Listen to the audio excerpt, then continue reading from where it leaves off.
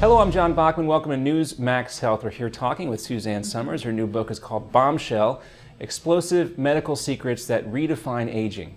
And its author and TV star Suzanne Summers, of course, is here with us right now. She's with News Max Health to discuss her latest book, which contains these groundbreaking revelations on how we can extend our lives and live healthier lives. Yes. Good to have you with us. Thank you. Well, Suzanne, on one level, this is a very personal book for you. Of course, you talk about your journey through this process where you chose to regrow your breasts using stem cell technology and research instead of having the implants that most people would have done. Why did you choose to take that unique step? Well, I come from Hollywood where everybody has implants. I don't like the look. I didn't like the idea of a foreign object. It just wasn't something that felt organic with me. Everybody I know who has had implants has a subsequent 4 to 6 surgeries to fix leaking, moving. I was talking to my doctor that did the stem cell regrowth the other day, and he said, I had a woman here today whose implant had slipped and moved up to, and it was in her neck. So I didn't want to experience any of those kind of conditions. But mainly, I just always felt there was going to be something better. And I had heard about Dr. Kotaro Yoshimura in Japan from the University of Tokyo. And he had successfully regrown over 400, the breasts of over 400 Japanese women. And so I contacted him, forged a friendship with him, brought him over to America, put him together with a Los Angeles surgeon, taught him the protocol, and then we applied for an IRB, which is an institutional review board, which qualifies me for clinical trials. So I wanted to do it legally. I wanted to use an American doctor on an American woman and have it be an American achievement. Because right now, anybody who wants to utilize stem cell protocols has to go offshore, either the Dominican Republic or Asia or Germany. Or why aren't we bringing this incredible new breakthrough to the United States? And doctors in this country are itching to be able to use stem cells, and their hands are tied. When you were told you had to have a mastectomy, how soon did you realize that this was going to be an option that you could pursue? Never, I didn't expect to have cancer, and it actually wasn't a mastectomy, it was lumpectomy, which wasn't such a terribly disturbing notion. I thought, well, the tumor is about the size of a quarter, and then they'll remove the margins and it'll be not a big deal. But a lumpectomy, in my case, and in many cases, when they took off the bandages, it was about half of my breast, and then radiation ruined what was left. In terms of radiation, makes the breast go flatter and flatter and flatter. I could actually write a book about what they don't tell you about radiation.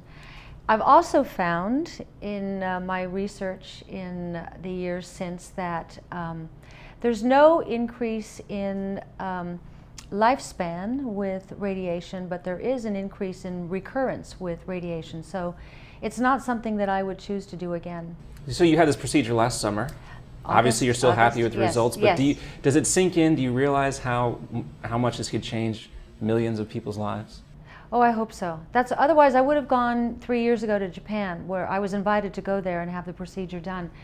And I knew that if I was able to pull this off here, that I'd be able to make enough noise about it that hopefully maybe it will become standard of care. Women should be offered another option with breast cancer at such epidemic proportions. I just really wanted American women to be able to access this. So we'll see.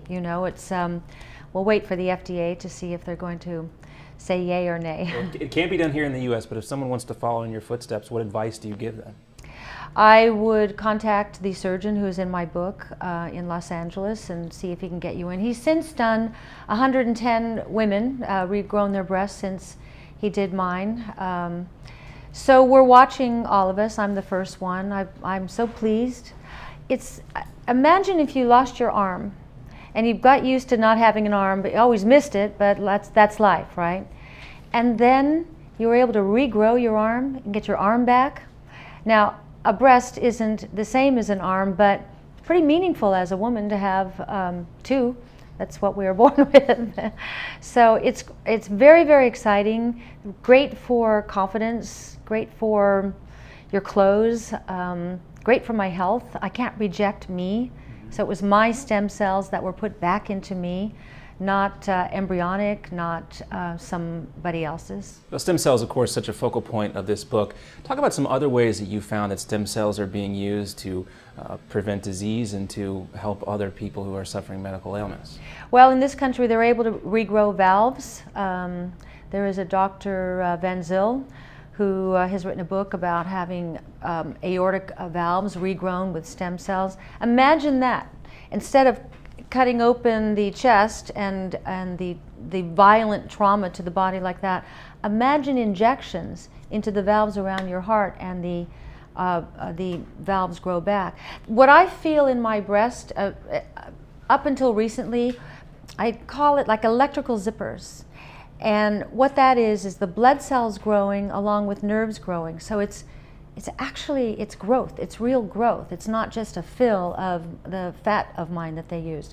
And the bonus is they removed some fat from my stomach. Well, the book is called Bombshell, Explosive Medical Secrets That Will Redefine Aging. Suzanne Somers, thanks so much for being with us. Thanks so much, I appreciate it. Thank you. Thank you.